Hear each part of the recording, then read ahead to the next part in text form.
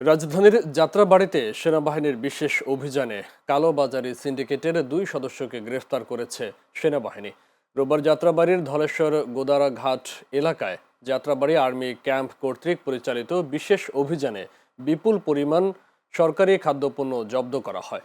অভিযানকালে 26,050 KG চাল ও 32,500 KG ময়দা, একটি ট্রাক এবং নগদ 41,725 টাকা জব্দ করা হয়। এ সময় ঘটনাস্থল থেকে কালোবাজারি চক্রের 2 সক্রিয় সদস্যকে আটক করা হয়।